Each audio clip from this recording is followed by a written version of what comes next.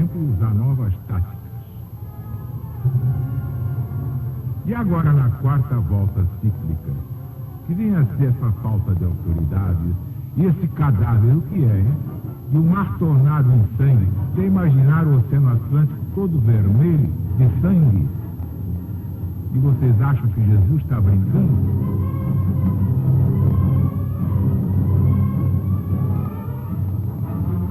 E o terceiro derramou seu cálice sobre os rios, sobre as fontes das águas. E elas se converteram em sangue. Olha aí. Mas claro que, na primeira volta cíclica, os rios convertidos em sangue são as províncias ensanguentadas com as guerras civis.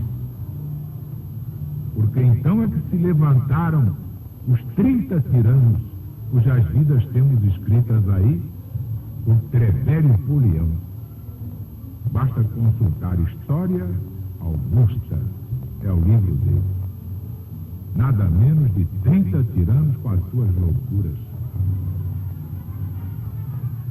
E o quarto anjo derramou o seu cálice sobre o sol. E foi-lhe dado o poder de afligir os homens com fogo e calor. Não é verdade, quando faz um calorzinho de 40 graus, que a gente se sente abrasado? Agora imagine de 80, de 120. O que é que vocês dizem, hein?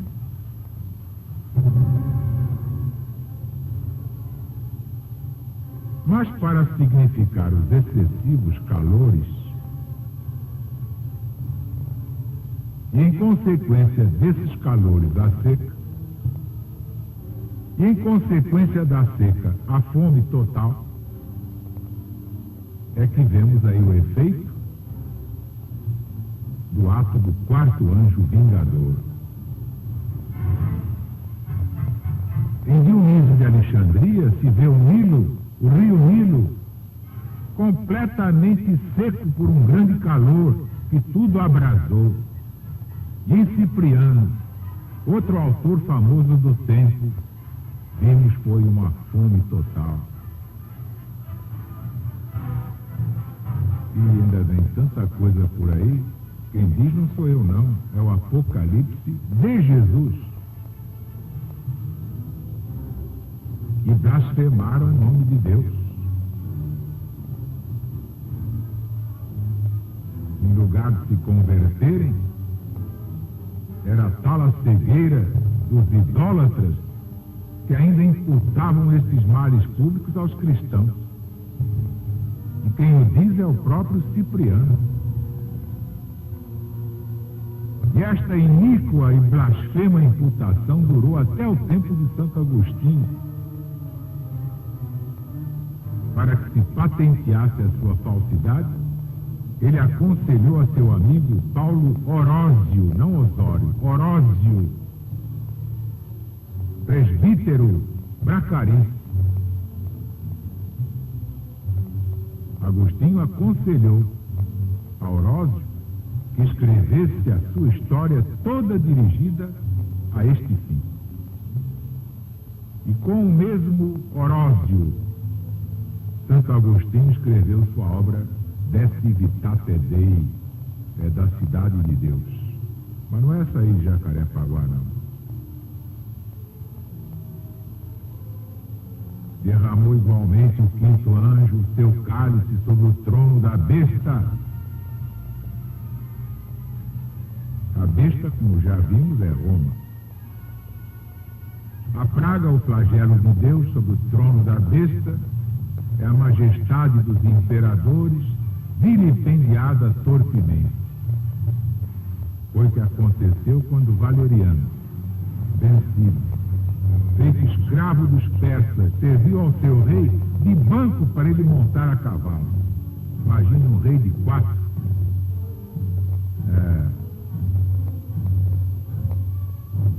Poder somente com Deus. Ninguém tem poder nesse mundo. Quando depois de sua morte foi esfolada a sua pele, pendurada no templo, como eterno padrão de tão formosa vitória dos egípcios contra os romanos. E quando, depois de tantas indignidades feitas a Valeriano, foi a majestade do império ainda mais desonrada pela moleza e insensibilidade do seu filho Galieno. Tudo isso vocês podem ver em Lactâncio de Mortibus Persecutorum, com licença do latinório, mas ainda não há tradução em português. E o seu reino se tornou tenebroso. A dignidade do imperador ficou envilecida, conspurcada pelo grande número dos que a si mesmos atribuíram. Chegaram a 30, entre eles alguns de baixíssimo estofo moral. Ajuntava-se a isto, para maior vergonha do Império Romano, que até mulheres quiseram governar Roma. Até as mulheres diziam: os homens não dão mais nada, vamos governar isso aí. Trebélio Polião põe na boca do Senado este clamor: livra-nos de Vitória e de Zenóbia. E por excessivos que fossem os outros males, o opróbrio passava a todos. Tal foi o golpe que a orgulhosa Roma recebeu no tempo de Valeriano, logo depois da perseguição. O outro golpe ainda foi mais funesto, porque então é que começou a inundação dos bárbaros. Para resistir a tantos inimigos, foi necessário, no tempo de Diocleciano, multiplicar os imperadores e os césares. Desta sorte veio a ficar desonrado o nome César, porque ficou patenteada a fraqueza do império. Um príncipe, sendo só, já não podia defender. Os encargos de impostos públicos foram aumentados a um excessivo ponto para sustentar imensas despesas de 3, de 6 e de 9 imperadores juntos.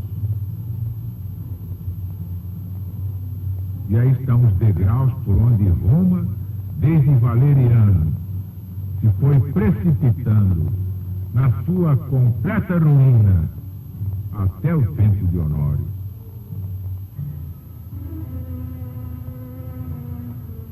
E secou as suas águas para que se aparelhasse caminho para os reis do Oriente. Reparem, tudo que São João previu, naturalmente, ditado por Jesus, aconteceu. Tudo aconteceu, só falta a parte do fim do ciclo de 2000 anos. Quando é profecia de Deus, é coisa séria para se respeitar. Que acontece mesmo. Não está sujeita ao calculismo de nenhum futurólogo. Ora, no estilo dos profetas, secarem-se as águas significa abrir passagem.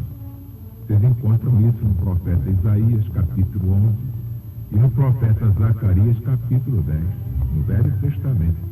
E aqui temos o Eufrates completamente seco para abrir caminho a Sapor, rei da Pérsia, e aos outros que o seguiram para fazer guerra a Valeriano e os seus infelizes sucessores.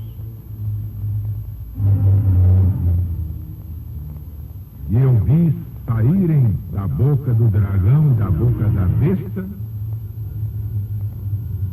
e da boca do falso profeta 3 espíritos imundos. Este falso profeta é o império da mistificação religiosa, filosófica, intelectual, científica, misturada com a idolatria que graça no mundo até hoje. idólatras em pleno século XX. Que vergonha! E esses 3 espíritos imundos, semelhantes às rãs, são espíritos de demônios que fazem prodígios. E tudo mostra que esses 3 espíritos são os mágicos, os adivinhos, astrólogos, que animavam os príncipes contra os cristãos por meio dos seus prestígios e falsos milagres. Ora, serem 3 as bocas de onde esses 3 espíritos saíam, denota 3 tempos em que os mágicos astrólogos valeram muito com os imperadores. O primeiro, Valeriano, ao qual este capítulo se refere principalmente, Dionísio de Alexandria, faz menção de um chefe de mágicos que incitou esse príncipe a perseguir os cristãos, metendo-lhe na cabeça que tudo ia sair muito bem se ele assim o fizesse. O segundo, Diocleciano, um famoso adivinho chamado Tágias, se servia das suas adivinhações.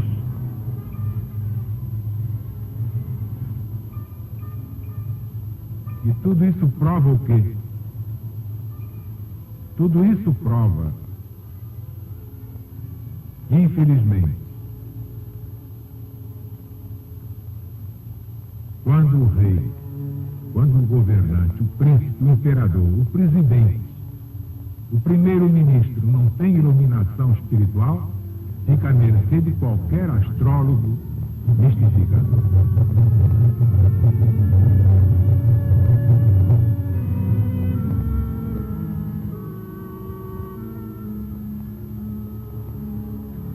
Bem, meus amigos, meus irmãos, amanhã voltaremos com o Apocalipse de Jesus segundo São João.